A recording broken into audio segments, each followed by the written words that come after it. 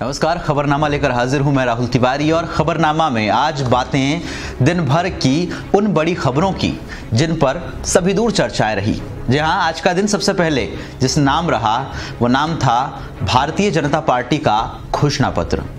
एक ऐसा प्रारूप जिसे सुनने, देखने और जिसके अंदर की बातों के लिए कई दिनों से लोग इंतजार में थे, लेकिन हुआ कुछ नहीं। 2014 में जो घोषणा पत्र भारतीय जनता पार्टी ने जारी किया था, कुछ उसी तरह के प्रलोभनों से, कुछ उसी तरह के वादों से भरा हुआ निकला 2019 का भी घोषणा पत्र। हालांकि 2019 के घोषणा पत्र में 2014 के घोषणा पत्र से कुछ बिंदु कम ही नजर आए, लेकिन बावजूद इसके यहाँ ये देखना भी जरूरी है कि कांग्रेस का घोषणा पत्र जिसे उन्होंने हम निभाएंगे वह और भारतीय जनता पार्टी का घोषणा पत्र जिसे भाजपा ने संकल्प पत्र नाम दिया है, इन दोनों की तुलना कैसे की जाए, इन दोनों में बराबरी क्या है और इन दोनों में कौन ज़्यादा बेहतर है और कौन वादों को छुपाने की, वादों को चुराने की या फिर वादों को दबाते हुए पतली गली से निकलने की कोशिश कर रहा है। बात की जाए यदि कांग्रेस और भाजपा के घोषणा पत्र की और थोड़ी थोड़ी तुलना कर ली जाए तो सबसे पहले बारी आती है किसानों के मुद्दे पर। किसानों के मुद्दे पर कांग्रेस ने अलग से बजट देने और साथ ही साथ जो किसान कर्ज अदा नहीं कर पाते थे उन्हें क्रिमिनल ऑफेंस से हटाकर सिविल ऑफेंस की श्रेणी में डालने की बात कही है। लेकिन यहीं पर भारतीय जनता पार्टी ने अपने घोषणा पत्र में प्रधानमंत्री किसान सम्मान निधि योजना के तहत 2 हेक्टेयर की सीमा को खत्म कर दिया है और सभी किसानों को हर साल 6,000 रुपए की आर्थिक मदद सीधे खाते में पहुंचाने का वादा कर लिया है।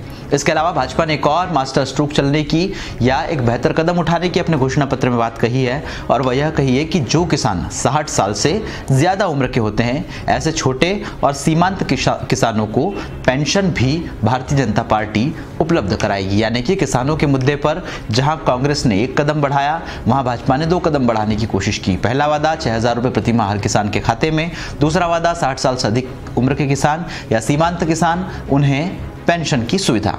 बारी आती है रोजगार की। रोजगार को लेकर कांग्रेस सरकार ने अपना जो वचन पत्र जारी किया था, घोषणा पत्र जारी किया था, उसमें साफ तौर पर कहा था कि देश के 22 लाख युवाओं को रोजगार दिया जाएगा। जो पद रिक्त पड़े हुए हैं उन पदों को तुरंत भरा जाएगा और 2020 तक ये सभी युवाओं को रोजगार उपलब्ध करा दिए जाएंगे। यानी रोजगार के मुद्दे पर राहुल गांधी ने कहीं ना कहीं युवाओं को जोड़ने की कोशिश की थी, लेकिन भारतीय जनता पार्टी के संकल्प पत्र में रोजगार को लेकर कोई ठोस वादा नहीं है। उन्होंने कर नीति में बदलाव से नए रोजगार निकालने की बात कही है।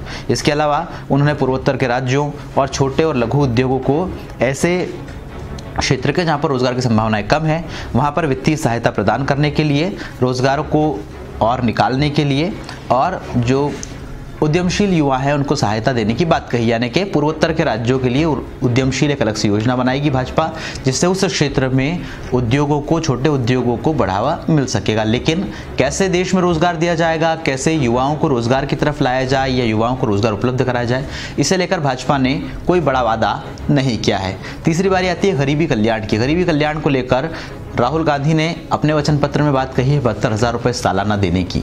वहीं भारतीय जनता पार्टी ने गरीबी मिटाने का नारा देते हुए और थोड़ा सा इसमें अलग जो है जोड़ने की कोशिश की है। भारतीय जनता पार्टी ने गरीबी रेखा से नीचे जिंदगी गुजार रहे परिवारों की संख्या में कमी लाने और 2022 तक कच्चे मकानों में रहने वाले सभी गरीबों को पक्का मकान देने का वादा किया है। यानी कि यहाँ पर घर देते हुए गरीबों को गरीबी से उबारने की बात भारतीय जनता पार्टी ने कही है, जबकि न्यूनतम आय की सीमा को लेकर राहुल गांधी ने गरीबी से दूर करने का उन्हें वचन दिया है। 13 रुपये प्रति किलो के हिसाब से गरीब परिवारों को चीनी उपलब्ध कराई जाएगी। अनाज के साथ साथ चीनी भी सब्सिडी पर दी जाएगी। ये भारतीय जनता पार्टी की सरकार ने अपने वचन पत्र, संकल्प पत्र में बात दोहराई है। तीसरी बात करते हैं ग्रामीणों के लिए। ग्रामीण क्षेत्र के लोगों को लेकर दोनों ही सरकारों का खासा जोर था। राहुल गांधी ने ग्रामीण क्षेत्र के जो लोग हैं उनको लेकर तरह तरह की बातें कही थी। अब भाजपा ने भी इसी तरह का एक वादा किया है। भाजपा ने कहा है कि जो आदिवासी लोग हैं उन्हें रोजगार देने के लिए 5,000 वन धन विकास केंद्रों की स्थापना की जाएगी। यानी कि वन धन विकास केंद्र की स्थापना करेंगे। उन वन धन केंद्रों पर जो आदिवासी हैं वे वहाँ से जिस तरह की संपदा को निकालते हैं, चाहे वे तेंदुपत्ता हो, चाहे वे शहद हो, चाहे वो दूसरी संपदाएं हों, उन्हें वहाँ से विस्तारित किया जाएगा, विकसित किया जाएगा और ग्रामीणों को रोजगार दिया जाएगा। ऐसे 5,000 केंद्र देश भर में खोले जाएंगे। जबकि राहुल गांधी ने साफ तौर पर ग्रामीण क्षेत्र के लिए एक अलग योजना पेश की थी। उन्होंने क्या कहा था? उन्होंने कहा था कि ग्रामीण क्षेत्र के जो लोग हैं, जो थोड़ा सा आगे बढ़ना चाहते हैं उन्हें मनरेगा के तहत हम 150 दिन का गारंटीड रोजगार देंगे, और जब रोजगार रहेगा तो निश्चित रूप से जो ग्रामीण लोग हैं, जो मजदूर लोग हैं, उन्हें घर के अंदर एक आय प्राप्त होगी और उस आय से फिर वे अपने जीवन स्तर को सुधार सकेंगे। तो कहीं ना कहीं एक ठोस योजना जिस तरह से कांग्रेस ने पेश करने की कोशिश की थी, उसका जवाब वन धन केंद्रों के माध्यम से भाजपा ने देने की कोशिश की है। लेकिन यहाँ ये स्पेसिफिक हो जाता है कि वन धन केंद्र जिस तरह का नाम है उससे साफ तौर पर ये वन और वनांचल से आसपास की श्रेणी के जो लोग होंगे सिर्फ उनके लिए योजना होगी, लेकिन सामान्य ग्रामीण परिवारों के लिए, सामान्य ग्रामीण मजदूरों के लिए क्या, इसको लेकर भाजपा ने कोई बड़ी बात नहीं कही। शिक्षा और स्वास्थ्य की हम बात करें, कांग्रेस ने जो अपना बजट है उसका 6% शिक्षा पर खर्च करने की बात कही थी।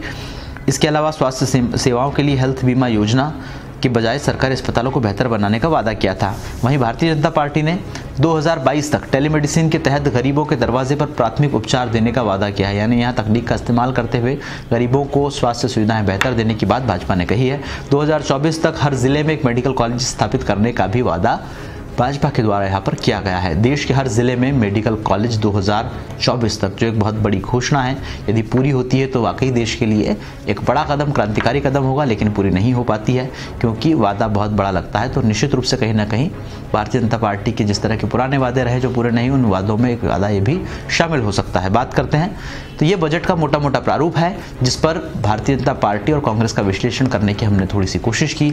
अब जैसे ही घोषणा पत्र को जारी किया गया उसके बाद तमाम तरह के बयान भी आना चालू हुए। मध्य प्रदेश के मुख्यमंत्री कमलनाथ ने इस घोषणा पत्र को लेकर प्रतिक्रिया दी। उन्होंने कहा कि ये भाजपा का जारी जो संकल्प पत्र है ये सिर्फ जुमला पत्र है। 2014 के घोषणा पत्र की पुरानी बातों को दोबारा शामिल कर भाजपा जनता को गुमराह करने का प्रयास कर रही है। चाहे राम मंदिर का वादा हो, चाहे धारा 370 हो, चाहे 35A की बात हो, ये सारे वादे पुराने हैं। उन्होंने आगे यह भी लिखा कि 5 वर्ष बाद भी किसानों की आय दोगुनी करने के सपने दिखा रहे हैं। किसानों के उत्थान व उन्हें कर्ज मुक्त बनाने, युवाओं को रोजगार देने, GST से राहत दिलाने, गरीबों महिलाओं के उत्थान पर भाजपा ने कोई ठोस कदम नहीं उठाए, यह सिर्फ दिखावटी वादे हैं, ये कमलनाथ ने ट्वीट करके कहा। जबकि भारतीय जनता पार्टी के राष्ट्रीय उपाध्यक्ष, मध्य प्रदेश के पूर्व मुख्यमंत्री शिवराज सिंह चौहान ने संकल्प पत्र को ऐतिहासिक बताया। उन्होंने कहा कि यह एक समृद्ध, संपन्न और शक्तिशाली भारत के निर्माण का संकल्प पत्र है। भारत आने वाले 5 साल में विश्वगुरु बने और दुनिया की सबसे बड़ी ताकत बनकर उभरे, यह उसी का रोड मैप है। इससे पहले शिवराज ने कहा था कि जनता की आकांक्षाओं और आशाओं को समेटकर बनाया गया है यह संकल्प पत्र, और इस कार्यक्रम में उन्हें जाना था, लेकिन वे जबलपुर में भाजपा के प्रदेश अध्यक्ष राकेश सिंह के नामांकन में गए थे, इस कारण से वहाँ शामिल नहीं हो सके। तो शिवराज सिंह चौहान ने ये बात कही। संपन्न और शक्तिशाली भारत के निर्माण का संकल्प पत्र है। एक नए भारत का उदय प्रधानमंत्री श्रीमान नरेंद्र मोदी जी के नेतृत्व में हुआ है और आने वाले समय में 5 साल में भारत विश्व गुरु बने, दुनिया की सबसे बड़ी ताकत बने और कई मामलों में दुनिया को दिशा दे। ये सचमुच में उसका रोड मैप है। ये विकास का और जनता के कल्याण का और जनता की आकांक्षाओं की पूर्ति का दस्तावेज। घोषणा पत्र को लेकर दिन भर तरह तरह के बयान और बातें सामने आती रही, लेकिन इनके बीच में नेताओं के कुछ और बयान भी आए और ये बयान चर्चाओं में बन गए। इन बयानों की बानी ये रही कि बयानों में हमले थे, लेकिन हमले का स्तर थोड़ा सा नीचे आता हुआ नजर आया।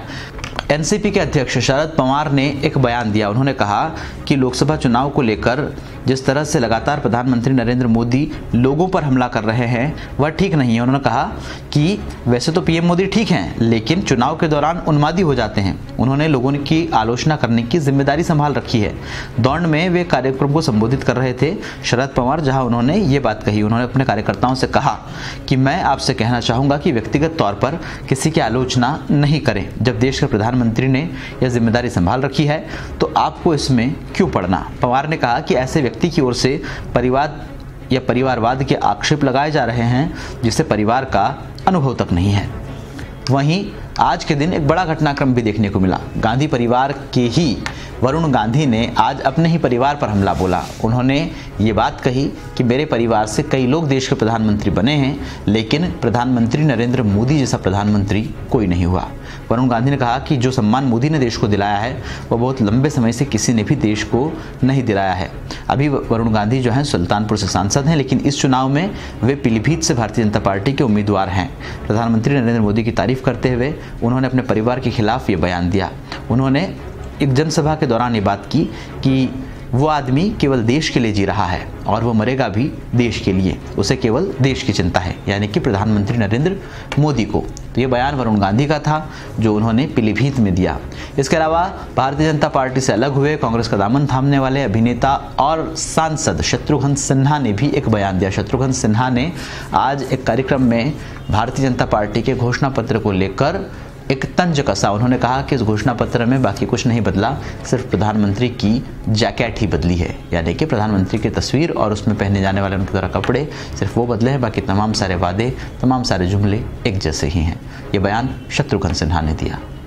तो कुल मिलाकर सोमवार का दिन राजनीतिक जगत में बयानों के और अलग अलग घटनाओं के नाम रहा, जहां कहीं वरुण गांधी ने अपने ही परिवार पर हमला बोलते हुए आश्चर्यजनक रूप से प्रधानमंत्री नरेंद्र मोदी की तारीफ कर दी, जबकि बीते 5 सालों में प्रधानमंत्री के लिए वरुण गांधी का कोई बड़ा बयान सामने नहीं आया था। वहीं लगातार तरह तरह के बयान देने वाले शत्रुघ्न सिन्हा एक बार फिर भारतीय जनता पार्टी पर हमलावर नजर आए। भारतीय जनता पार्टी ने आज जनता को एक बार फिर बीते 5 सालों का प्रारूप अपने संकल्प पत्र के रूप में दिखाया और कोशिश यही रही भारतीय जनता पार्टी की कि जनता को एक बार फिर वह अपनी बात पहुंचा सके, अपनी बात रख सके, जनता से अपनी बात कह सके कि आने वाले 5 सालों में देश की तस्वीर कुछ इस तरह से भारतीय जनता पार्टी की बदलने की योजना है और इसके लिए 2019 के चुनाव में जनता उनका साथ दे।